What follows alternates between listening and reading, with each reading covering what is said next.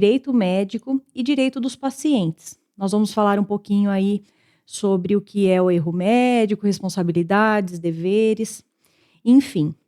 A doutora Maíne não pôde estar presente hoje, ela teve um imprevisto, mas ela é a minha parceira nessa caminhada. Ela é especialista em direito de família e sucessões. E eu sou a Clarissa, eu sou dona da Advocacia Rodella, eu atuo mais em direito empresarial e também da Advoclass, treinamentos e capacitação profissional. Hoje, a nossa convidada, ela é mais do que especial, ela é a doutora Renata Bortoloso, ela fica em Araras fisicamente, mas ela é nossa amiga, minha e da doutora Maíne, há muitos anos. Nós temos uma parceria bem consolidada com ela na parte de direito médico. E a Renata é uma grande amiga, nós fizemos estágio juntas, então nós somos amigas aí desde 1999, né, da época da faculdade ainda. E de lá para cá nós temos aí laços firmes, fortes de amizade. E esse tema de hoje ele é bastante interessante, né? Tanto eu como a doutora Renata, nós cursamos uma especialização em Direito Médico, Odontológico e da Saúde pela Escola Paulista de Direito. E é um tema com muitas variáveis e do dia a dia mesmo, que é o propósito desse podcast. Na minha vida, o direito médico ele apareceu lá nos idos de 2005, quando eu advogava junto com a doutora Karime, que é com quem eu aprendi muito, sou muito grata a ela também. E eu queria agora que a Renata falasse um pouquinho da experiência dela com direito médico e com direito em geral. Boa tarde a todos vocês aqui que estão nos assistindo e que vão nos assistir. Clarissa, é um imenso prazer estar aqui contigo. Fico muito feliz pelo convite. Fico muito feliz pelo convite também da doutora Maíne. Que pena que ela não pôde estar presente. Tem horas que eu vou te chamar como Clá. Vai ser força do hábito. A gente tem uma relação assim de uma amizade tão profunda, tão gostosa, tão sincera. Então, aqui tem hora que não sairá formalidades, porque estaremos bem à vontade.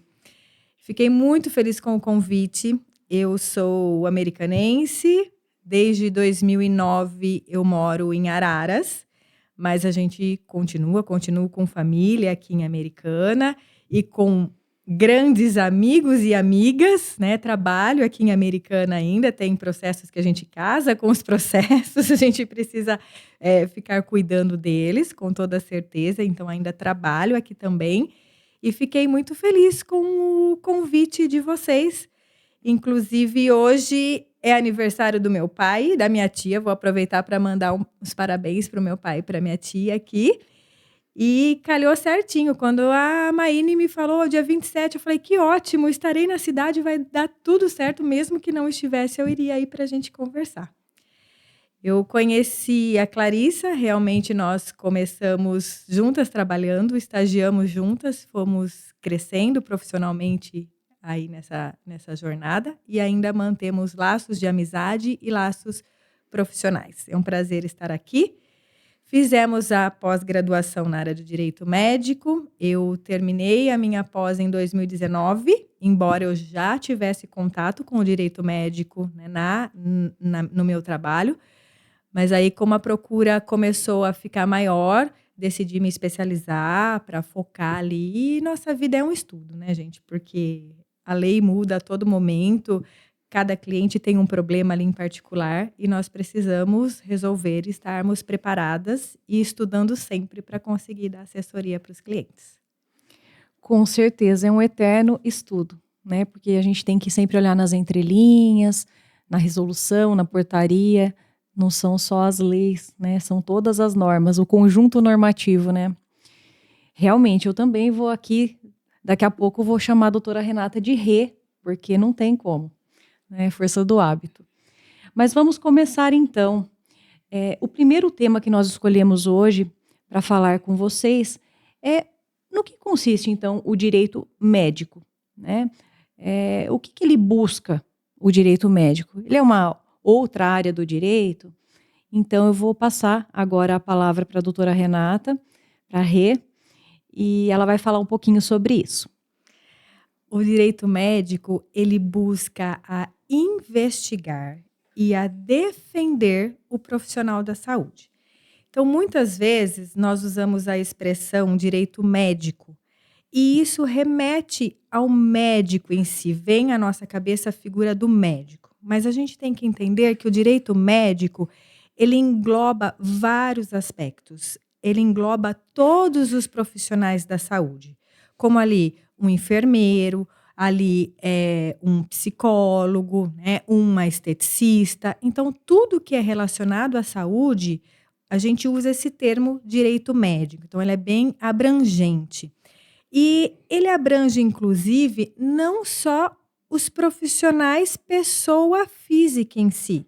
Ele abrange também as pessoas jurídicas, no sentido de clínica. Às vezes, uma clínica estética, uma clínica médica, até mesmo uma clínica veterinária. A questão do veterinário também está atrelada e ali embutida no conceito do direito médico. É bem abrangente. Isso mesmo. É interessante porque também o direito médico, quando a gente fala em responsabilidade, por exemplo, do médico, enfim, a gente consegue enxergar diversas searas, né? Não é só, por exemplo, responsabilidade civil, tem a responsabilidade na parte ética, né? E outras. Então, é um direito assim bem abrangente mesmo. Ele pode, inclusive, seguir para uma vertente da responsabilidade criminal. Exato. Então, ali o profissional da saúde, ele pode ser demandado na área civil, pela responsabilidade civil, como muito bem colocado, na área administrativa, que a gente fala que é o órgão de classe demandando aquele profissional e pedindo explicações, e até criminalmente, a depender do caso. Exatamente. Por isso que a gente sempre fala, vamos trabalhar no preventivo, vamos trabalhar no consultivo, né? Porque depois que acontece, fica mais difícil de remediar. Isso em todas as áreas do direito, né? Direito médico não seria diferente. Exato. Né? E ainda mais que a gente sempre precisa atualizar aquele que está consumindo os nossos serviços com informações claras, adequadas, ostensivas. Então, a gente precisa sempre pensar também nas questões de estruturação, né, das clínicas médicas, odontológicas, clínicas de estética, clínicas veterinárias, com documentos que realmente façam o seu papel, que eles realmente informem, né, por exemplo, os termos de consentimento, livre esclarecido, né, que eu acho que é bem interessante aí para ter toda uma estruturação documental, né, e que essa estruturação documental ela também entre realmente na esfera do paciente, né, para que ele realmente saiba o que está escrito lá, entenda, tenha ciência, mas ele tenha conhecimento material daquilo que está escrito lá, né? Então ele tem que ter realmente uma oportunidade para entender o que está e de fato entender, né? Tem que ser explicado para ele se ele tiver dúvidas e não simplesmente assina aqui. Sim. Né? E muitas vezes o profissional nos procura e o profissional usa uma seguinte expressão, não só no direito médico, como em várias áreas do direito. Eu quero me blindar como profissional, eu quero blindar minha clínica. Essa palavra blindar, ela é muito forte. E no direito, como o próprio nome já diz, é uma ciência humana, a gente não consegue blindar. Não tem, porque estamos lidando com seres humanos. Cada um tem sua característica, cada um tem o seu entendimento. Mas muito importante essa questão que a doutora Clarissa colocou, de trabalhar no preventivo. Porque trabalhando no preventivo não significa que nós vamos conseguir blindar, mas, consequentemente, nós vamos ter mais elementos para fazer uma excelente defesa e uma defesa muito mais graúda, muito mais robusta e fundamentada, com muita chance de maior êxito. Por isso que é muito importante essa área da questão preventiva. Muito bem colocado. Isso mesmo. A gente fica sempre à mercê de interpretações, né? Nós fazemos a interpretação da norma, nós temos outros que também, se chegar numa esfera judicial, por exemplo, o juiz também fará a interpretação dessa norma, o advogado da outra parte também fará a interpretação dessa norma, e assim sucessivamente, até dentro dos tribunais, etc. Então, não é, mas o direito é relativo, então... Não, a gente tem que usar as técnicas, né, para a gente escrever bem um documento, que seja um contrato, enfim, né, mas é o que a doutora Renata falou, né, não é uma ciência exata, né, 1 mais 1 não...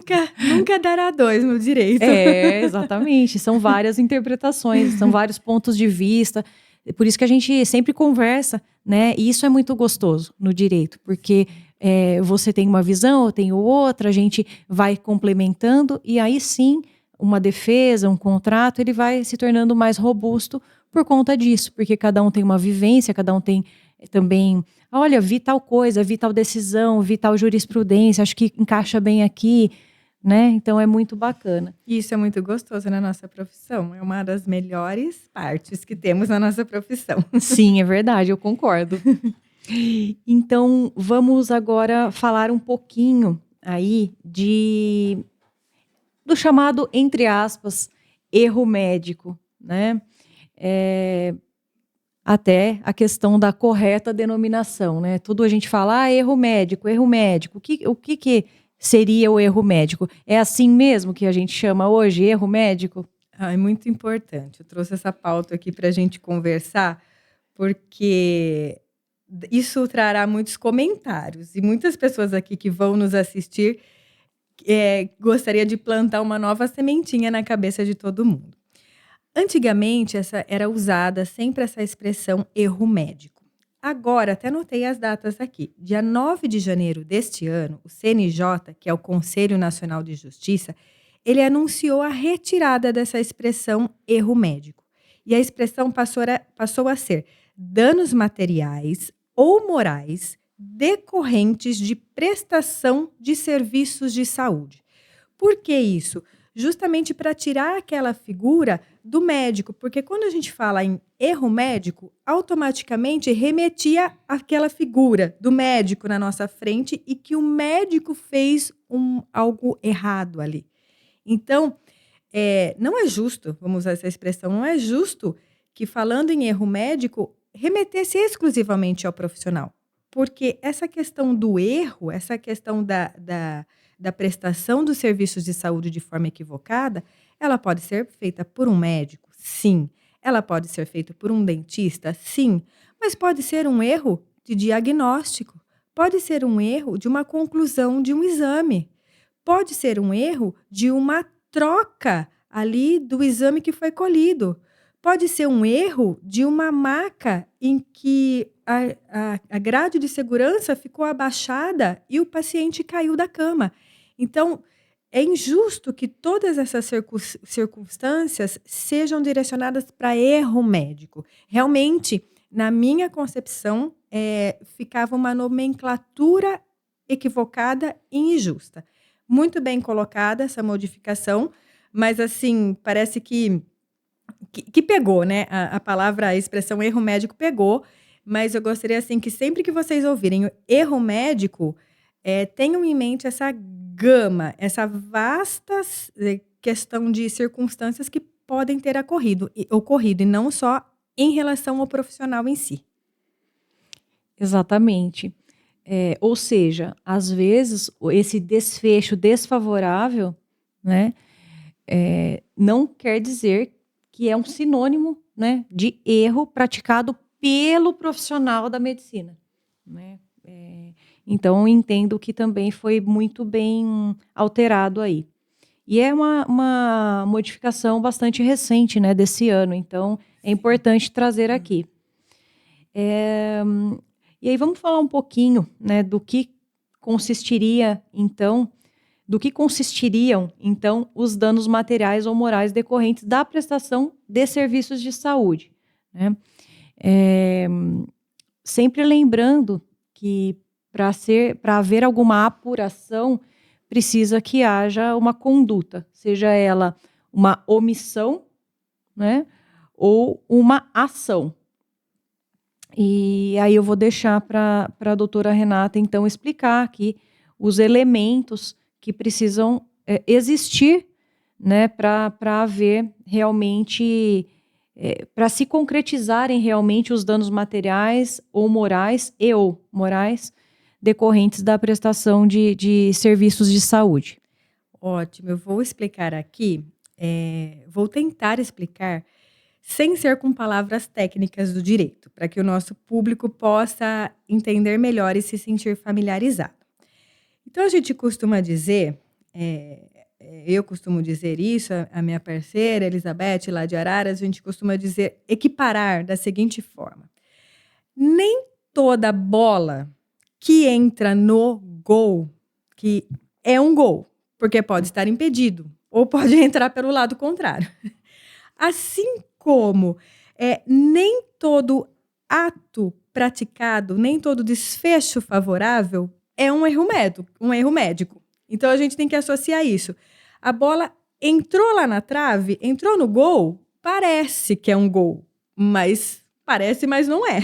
Assim como erro médico, desfecho favorável, parece ser um erro, mas não é.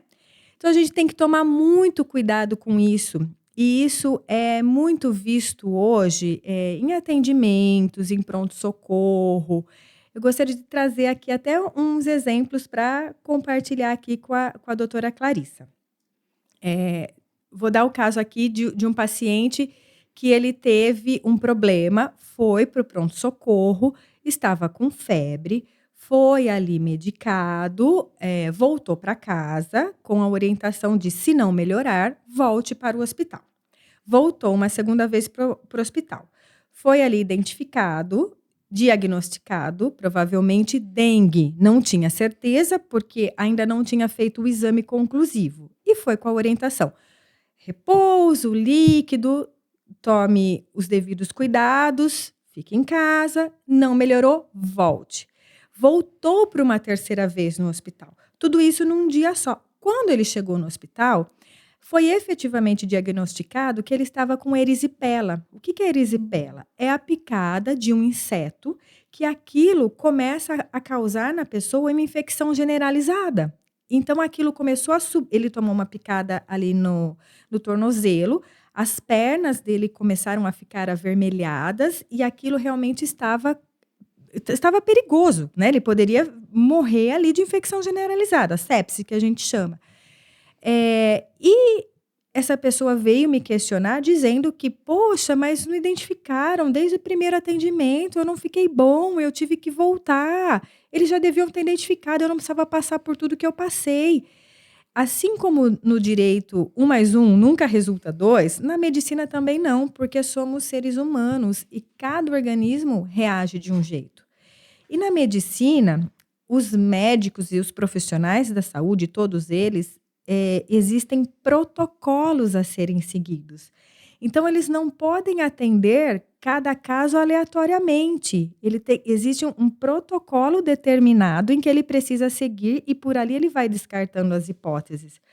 Então, esse paciente, a primeira vez que ele chegou no hospital, ele não tinha ali clinicamente como comprovar que já era uma erisipela. Ele não tinha sintoma algum de erisipela. Então, a gente também não pode exigir que o médico, que o enfermeiro, que o dentista dê um tiro de canhão para matar uma formiguinha. O que é isso? O profissional ele não pode dar um antibiótico, por exemplo, de alto espectro para resolver um problema pequenininho, porque ao invés de resolver o problema, pode ser que cause outro problema ainda maior por causa do antibiótico, que foi uma dosagem altíssima do que aquilo que ele efetivamente precisava. Então, a gente tem que tomar cuidado com isso, porque às vezes as pessoas ficam assim incomodadas e se sentindo injustiçadas, e é claro, porque não é fácil ficar doente, gente. A gente fica derrubado quando está doente. Mas muitas vezes naquele primeiro atendimento, igual a esse caso, né? não tinha como se constatar que era erisipela. Mas também temos que ficar atentos, porque existem sim erros, tá? Existem sim questões que não são identificadas, como por exemplo, o paciente chega no hospital infartado e não é feito um exame para constatar, para diagnosticar que foi um infarto. Então, aí realmente foi uma negligência. A gente vê muito. Internou para operar o joelho esquerdo, o médico foi lá e operou o joelho direito, né? O paciente foi anestesiado ali, foi deixado sozinho, acabou tendo um problema da anestesia, quase veio a óbito ou teve uma parada cardíaca. Então, existem sim erros, mas existem aquelas situações em que o paciente precisa entender que parece ser um erro, mas não é. É muito importante a gente ter. É uma linha tênue, né? Então, isso precisa ser sempre avaliado, precisa sempre ser olhado com moderação, porque por mais que seja um incômodo, um processo ali contra um médico prejudica em demasia a vida profissional dele. Principalmente se lá na frente for apurado que ele não teve problema algum, né? Um veterinário, uma esteticista, a gente sabe. Então tem que tomar bastante cautela com isso. Com certeza. Se nós pensarmos aí nas figuras, né, para constatação dos danos materiais ou morais decorrentes da prestação de serviços de saúde, a gente tem que pensar em algumas figuras aí, né, não só na negligência, né, mas às vezes na imprudência e outras vezes na imperícia mesmo. Porém, tem muitas... Se a gente for investigar a fundo, né, além dessa questão do paciente, às vezes, estou me sentindo injustiçado, tal, tem outras questões que podem acontecer, porque, como a doutora Renata falou, cada corpo reage de um jeito, né, não é também uma ciência exata. Então, se nós formos pensar, por exemplo, às vezes, assim, houve a cirurgia, correu tudo bem, tá tudo certo, deu alta, né, pro paciente, porém, depois ele não também tomou os devidos cuidados que ele deveria, né, que ele foi advertido que ele precisava tomar aqueles cuidados e de repente, sei lá, abre o ponto. Fumou, tomou sol. Sim, colocou remédio no nariz, né, que não poderia, né, o nariz que ele acabou de fazer a cirurgia, enfim. E muitas vezes isso sequer, aí acontece alguma coisa, alguma intercorrência, ele volta e ele sequer relata que ele fez alguma dessas coisas. Então, também tem essa questão que muitas vezes a gente precisa ser dura ali, né? A gente tem que ser dura com os problemas, né? Não com as pessoas, mas com os problemas. Sim, com a circunstância. Com as circunstâncias, né? Mas assim, vamos conversar assim um pouquinho, falando um pouco mais de direito médico. Doutora Renata, vamos lá. Rê, o direito médico, ele é uma nova área do direito? Como que ele surgiu? Ele não é uma nova área e ele, vamos dizer assim, que essa área ela ficou mais conhecida, ela vem havendo mais ocorrência de situações relacionadas ao direito médico e por isso ela foi mais estudada, ela foi mais aprofundada e ela ficou assim mais visível para a gente por conta que começou a acontecer mais. Por que isso? Ela derivou ali um pouco do direito do consumidor. Da questão do paciente que tem um plano de saúde, da questão do paciente que foi atendido pelo médico do plano de saúde e tal. Então, ali foram circunstâncias do direito do consumidor que surgiu o direito médico. E as pessoas começaram, né? Gente, eu vou entregar a nossa idade aqui agora, porque a minha época é da TV preto e branco ainda. Mas da época em que nós nascemos até hoje, é um boom, ainda é um boom de informações. Hoje, para um estudante fazer um trabalho escolar, ele pesquisa na internet. Na nossa época, para fazer um trabalho escolar, nós reunimos a equipe do grupo, nós descíamos a pé até a biblioteca do centro da cidade, pesquisávamos na Barça, em artigos de jornal, fazíamos ali na folha de papel ao maço. Então, hoje, com essa gama de informações, de acesso às informações que a pessoa tem, as pessoas começaram a ficar mais cientes dos seus direitos. Então, as pessoas começaram a ver que aquilo que aconteceu com ela foi uma afronta ao direito dela e começou a procurar mais pelos seus direitos.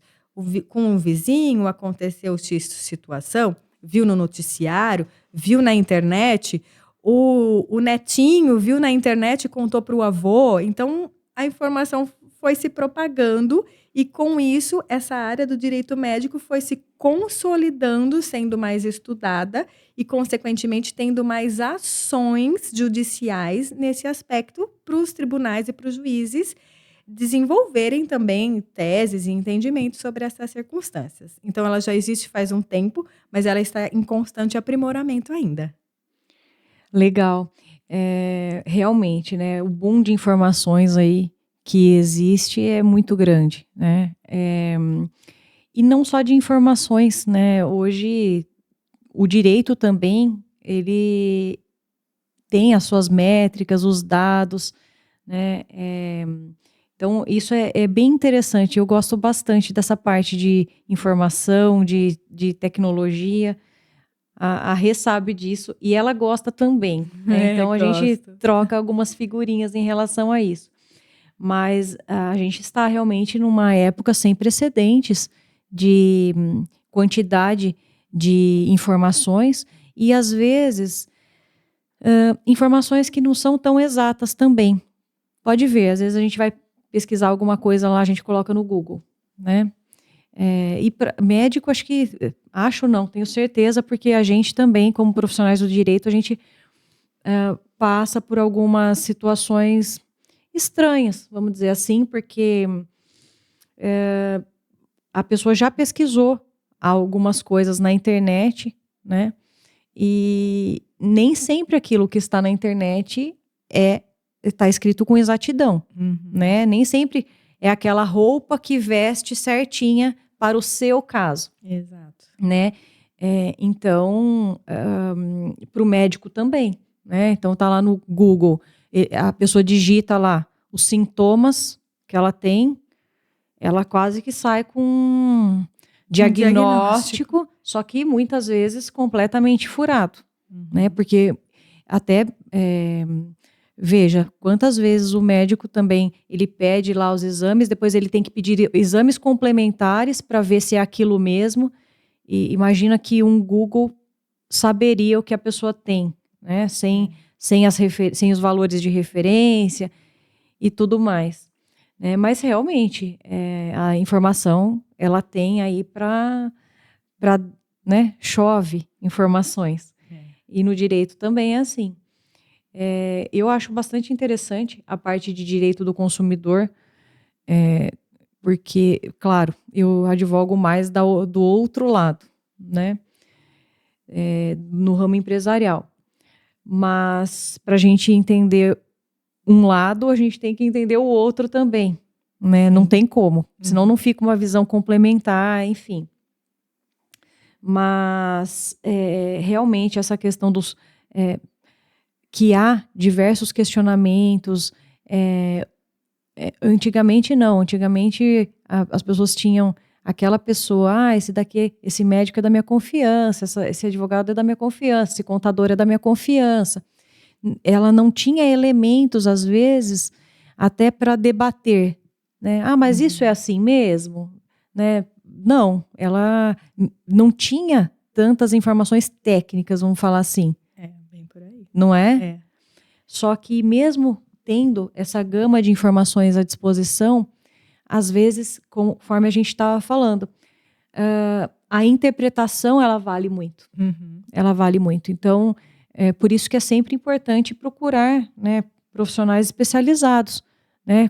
Conforme a gente sempre fala, tá com um probleminha no olho, você vai no oftalmologista. Você tá com um probleminha, né, no coração, você vai no cardiologista. Né? Então, isso é importante, não ficar nessa... a gente não pode nunca, ainda mais com saúde, né, ficar num achismo, enfim. Sim. A gente precisa ser bem criterioso. Sim. E é muito importante essa colocação que você fez, Clá, de procurar no Google, né? Vamos falar Google aqui porque é o que todo mundo usa. Eu costumo dizer que existe uma diferença entre procurar, pesquisar, e uma diferença entre saber procurar. Porque é lógico, gente, a gente também procura no Google ou em outros sites, a gente também pesquisa, é natural, todo mundo faz isso. Mas a gente pesquisa sabendo o que estamos procurando e interpretando aquilo. Nós temos formação técnica para aquilo.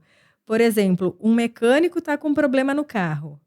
Eu vou pesquisar no Google, eu vou saber ali por cima o que é.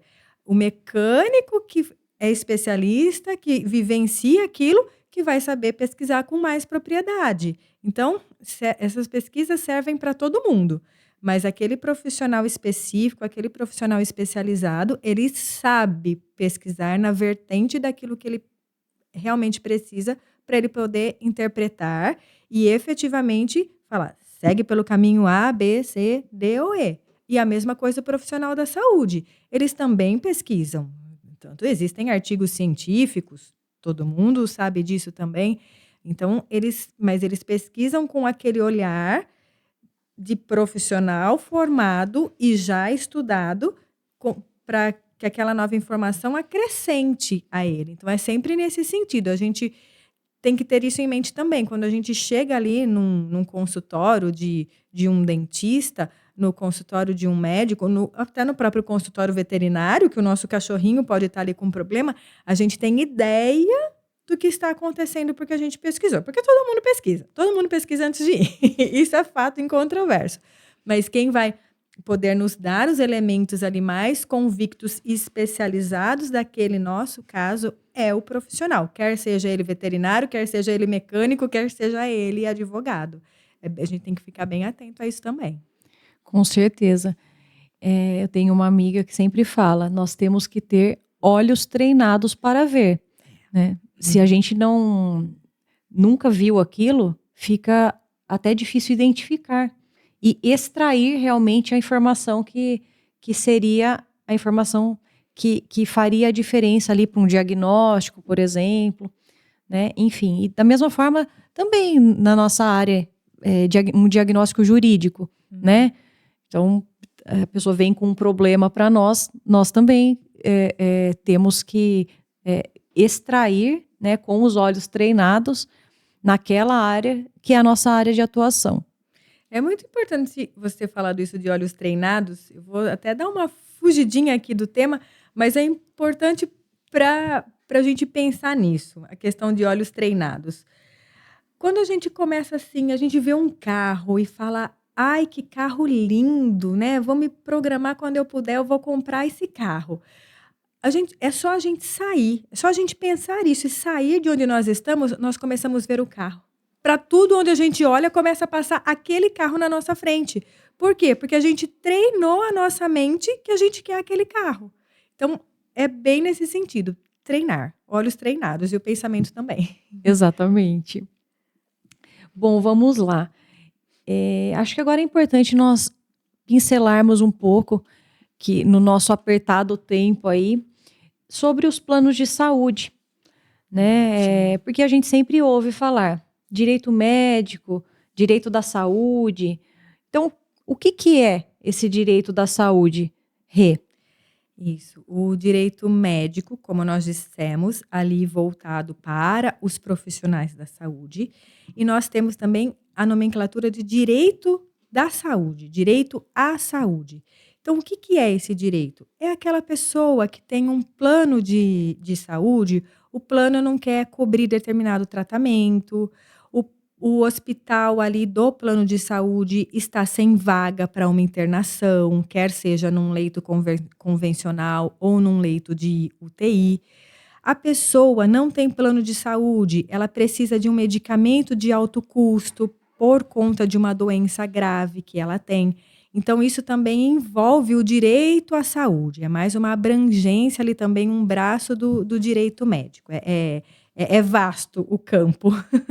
Sim, o direito médico ele abrange muitas coisas, né? Tem desde, por exemplo, eu lembro até nas aulas da nossa pós-graduação, né, que falava ali, mas quem pode solicitar o atestado de óbito? Como que, né, a questão da certidão de óbito, como que funciona? Então, são detalhes, Sim. e são detalhes do nosso dia a dia, né? Que mais dia, menos dia, todo mundo vivencia, né? Porque Sim. é a vida acontecendo, Sim. as questões de saúde, enfim. Tem também, né, as questões falando aí dos planos de saúde, né? Enfim, que tem uma regulamentação em relação aos planos de saúde privados, as questões também não só de plano de saúde, mas de seguro-saúde e os serviços de saúde também. Aí eu acho interessante, Rê, se você puder falar um pouquinho disso, encaixando como, assim, falando como para o consumidor, para o paciente. Então, vamos dizer aqui o que existe hoje e tenho certeza que quem estiver nos ouvindo ou assistindo depois vai conseguir identificar, esse é o meu caso. A gente chama de saúde suplementar. O que é isso? É aquela saúde que não é do SUS. A saúde do SUS é gratuito, é um direito constitucionalmente previsto, mas a gente sabe que o Estado, a União, não consegue dar uma efetividade nessa circunstância para todos, né, os cidadãos. Então, surgiu a saúde suplementar, que é aquele plano de saúde que a gente paga.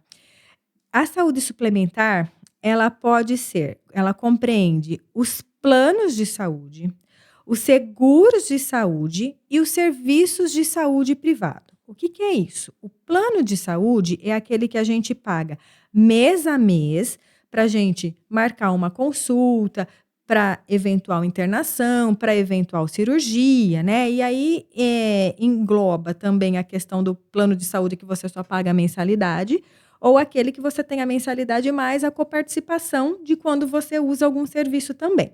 Então, esse é o plano de saúde. Aí nós temos o seguro saúde. A pessoa paga um seguro para caso ela precise usar os serviços de um profissional, ela paga aquele profissional, apresenta as notas fiscais para o seguro saúde e ela é reembolsada. Então, é essa a situação.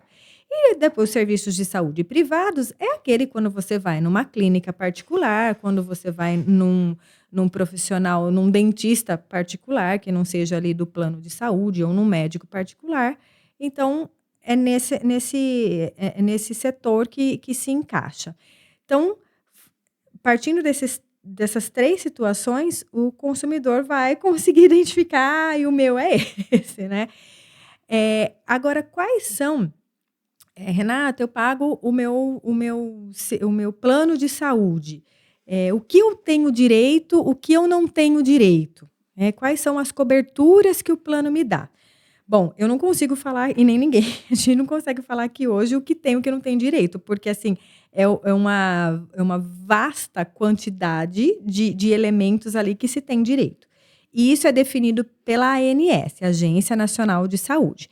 Então, o mínimo, os tratamentos mínimos, né, que o plano de saúde precisa fornecer para ele existir ali, é a ANS quem regula.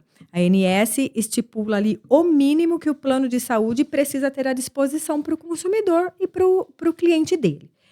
Essa lista da ANS, ela é constantemente alterada para inclusão de mais procedimentos.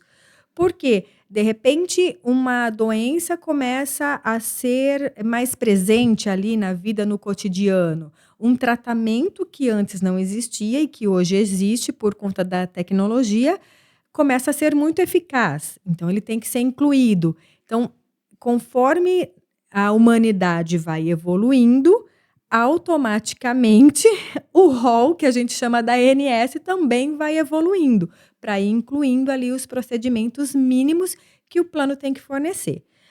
E o plano não forneceu, está previsto no rol da ANS, já fiz o pedido do plano, o plano não fornece, o plano negou, ou o plano vai fornecer só metade, vai fazer a cirurgia, o plano vai arcar com a cirurgia tal, mas não vai arcar com a prótese, com a órtese, aí precisa judicializar.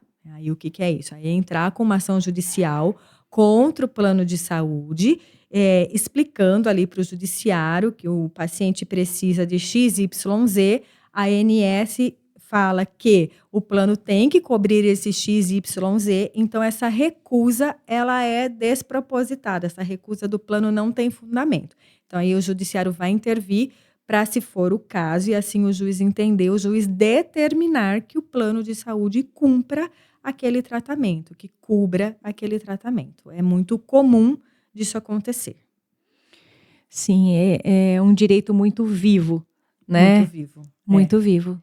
É importante nós falarmos também das carências. As pessoas têm que tomar cuidado e saber da existência das carências na contratação de um plano de saúde, de um seguro de saúde. Renata, contratei meu plano de saúde agora. Já posso fazer ali uma cirurgia bariátrica? Depende. Muito provavelmente não poderá, porque já é algo pré-existente à contratação.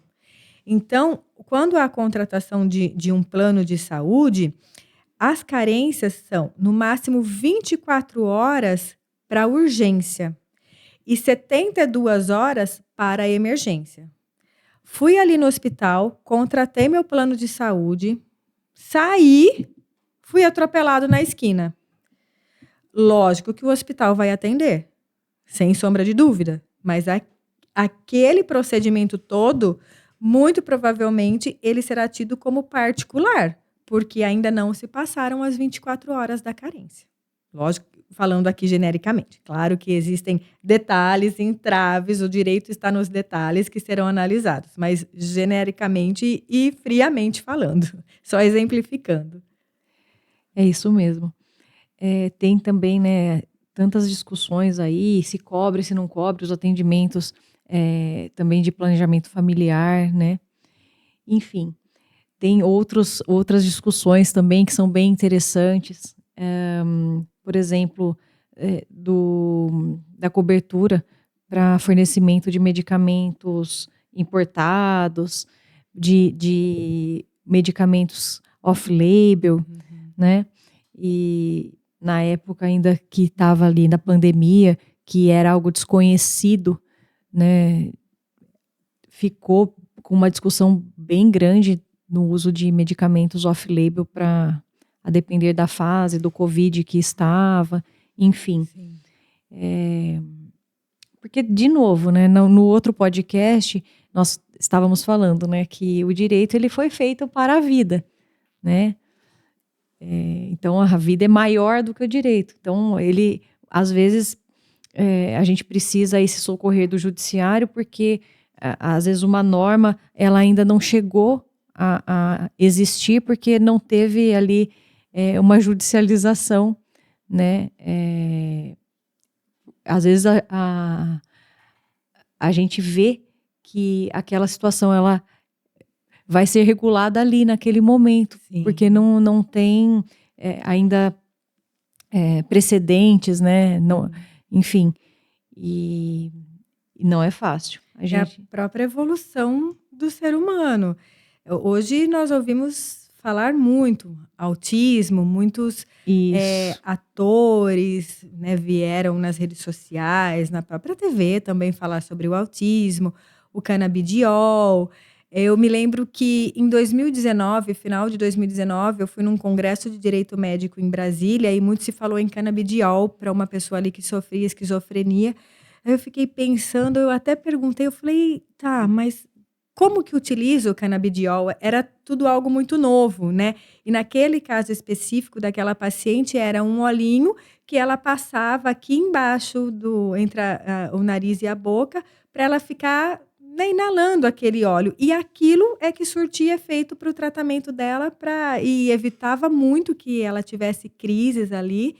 Então, nada como a evolução para os tratamentos, para os medicamentos também irem evoluindo, serem testados e, com isso, proteger a nossa saúde, porque antigamente a expectativa de vida era baixíssima, né? Hoje a expectativa de vida é alta e ainda assim alta, ainda assim com um grande aumento de quadros depressivos, um grande aumento de quadros diabéticos. Então, mesmo com as doenças mais acentuadas do que antigamente, ainda assim a expectativa de vida é maior.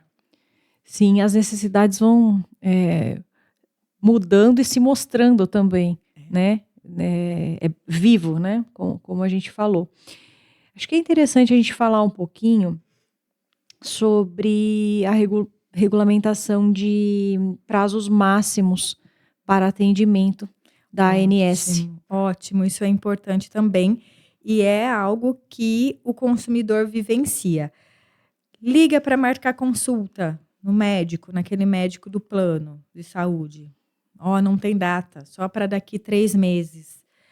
Liga para marcar consulta com o dentista, ali tá morrendo de dor, liga para marcar consulta no plano de saúde, não tem data, não consegue data. Então, a ANS também delimita prazos para atendimento. Eu vou dar um exemplo aqui para ficar bem claro como funciona. Por exemplo, agora que estamos aí nessa onda de esquenta, esfria, fica todo mundo doente. Então, vamos supor que nós vamos procurar um otorrino, que é um médico que cuida aqui da região da face, ouvido, para os nossos resfriados e nossa gripe. Ligou para um médico, seja o seu médico, quem sempre você vai ou não, o médico não tem data, não tem agenda, ou tem agenda para daqui 2 meses e você está ali que não consegue nem trabalhar e precisa da consulta para agora. O plano de saúde, ele tem que ter o profissional naquela especialidade. Então, dando o exemplo aqui específico de otorrino, ele tem que ter o plano de saúde, ele tem que ter o profissional para que possa te atender, no caso de otorrino, em até 14 dias úteis, tá? Então, que fique bem claro, não é aquele otorrino que você costuma ir, que ele tem que se mobilizar para te atender nos 14 dias úteis. São os otorrinos do seu plano. Em algum deles, você vai ter que conseguir uma vaga. Não necessariamente naquele que você vai. Por exemplo, a mulher, ginecologia. Ginecologia, ao invés de 14 dias úteis, são 7 dias úteis. Então, eu vou na minha ginecologista, é a médica X. Estou precisando ir com urgência. Não consigo vaga. Vaga só daqui para 2 meses. Não posso esperar. Algum outra médico ginecologista tem que ter uma vaga para me encaixar ali dentro de 7 dias úteis. Liguei em todos. Não consegui vaga de urgência dentro desses 7 dias. Vou manter contato com o meu plano, relatar o que está acontecendo. A assistente social vai ali falar, vai tentar uma vaga e vai me encaixar. Então, é a ANS que também determina essa necessidade, né, de quantidade de dias que não podem ser ultrapassados para disponibilizar ali uma consulta para o beneficiário do plano de saúde. É muito importante estar atento a isso. No site lá da ANS tem um rol dizendo os dias, a quantidade de dias úteis de limite que se pode esperar. Como é bom conhecer os seus direitos, não é? Demais. É muito bom. Até porque no direito médico e direito da saúde, enfim, a gente tem várias polêmicas, várias discussões, é, as questões, às vezes, de descredenciamento de hospitais e clínicas, enfim. E então, às vezes, a pessoa, né, acha que ela está ali coberta, que ela, né, ela gosta daquele atendimento, daquele hospital, enfim, e de repente, claro, ela tem que ser avisada, enfim, tem todo um trâmite, mas às vezes ela contrata algo e daqui a pouco esse algo não serve exatamente para ela, só que para ela contratar outro também fica inviável, às vezes financeiramente, que seja. Né? Então, existem muitas questões polêmicas no direito médico e questões também que quando judicializadas, né, elas são extremamente complexas, dependem de perícia, muitas vezes, né, quando aqui que a gente estava falando sobre, entre aspas, o erro médico, né, então a gente vê questões polêmicas e muitas vezes, não, acredito que a totalidade das vezes, elas acabam até fazendo com que a pessoa tenha um desgaste emocional, porque um processo judicial, ele traz um desgaste emocional. Quantas vezes você já, todos esses anos de profissão que nós temos, você já se deparou com pessoas que falam, não aguento mais esse processo, esse processo, ele tá, né? Tira meu sono. Os clientes falam, esse processo tira meu sono. Exatamente. E muitas vezes a gente não tem o que fazer. Nós temos que esperar a nossa vez para falar no processo, né? E às vezes tem a perícia, aí depois tem as questões complementares da perícia, enfim, até tudo se desenrolar, né? Então tem realmente isso em todas as áreas, né? Não estou dizendo só na área de direito médico. É que direito médico, ele envolve a saúde também. Então, aí que parece que fica mais forte ainda essa questão emocional do processo. Sim, até porque existem casos em que o paciente precisa de um tratamento imediato, porque senão ele pode vir a óbito. Então, ele precisa do medicamento X, porque ele pode falecer. Ele precisa de uma internação na UTI, porque ele está correndo ali o risco dele vir falecer. E aí não tem vaga. E aí como funciona? E aí a gente tem que judicializar, entrar com o processo, explicar toda a situação para o juiz, para a gente conseguir uma liminar, ir lá correndo, protocolar no hospital, né? Ou enviar por e-mail para o hospital, para que o hospital obedeça a ordem judicial e disponibilize aquela vaga para o paciente. Sim. Ainda tem isso. Se ficar sem a medicação, pode haver sequelas futuras irreversíveis. Tem que ir atrás de uma liminar para conseguir uma determinação judicial que o convênio forneça o medicamento, ou que o SUS forneça o medicamento, porque, como dissemos, o direito à saúde é um direito constitucionalmente previsto e o direito à vida está acima de todo e qualquer direito. Com certeza. Sem vida, não tem outros direitos. Não tem né? porquê. Então é isso, a gente está caminhando já para o final do nosso podcast. Queria saber de você, Rê, se você quer complementar mais algo, falar alguma outra questão aí polêmica, rapidamente. O nosso tempo aqui é curto, né? E infelizmente dá para a gente trazer uma pincelada sobre os direitos. Podemos vir numa próxima oportunidade para a gente tratar de outro tema dentro do direito médico também mais profundo, para as pessoas ficarem conhecedoras dos seus direitos. Mas, em suma, era isso que eu tinha para passar, para a gente conversar esse bate-papo. Fiz um script aqui para poder trazer o máximo possível para a gente debater aqui e, consequentemente, levar isso para quem nos assiste. E para as pessoas ficarem à vontade, tem alguma dúvida, pode perguntar ali na rede social, no perfil do Instagram, e a gente vai respondendo para sanar ali as dúvidas e deixar cada vez mais a pessoa próxima da ciência ali do seu direito. É isso mesmo. Então, eu gostaria de agradecer uma vez mais a audiência, a sua presença. Saiu lá de Araras para nos prestigiar aqui. É um prazer. E então eu vou fazer aqui o encerramento. Da próxima vez a Maíne estará conosco. Nos vemos em breve, nós vamos divulgar a próxima vez que nós vamos fazer o podcast, mas sempre será às terças-feiras, às 12 horas. E é isso, fica o convite. Vem com a gente.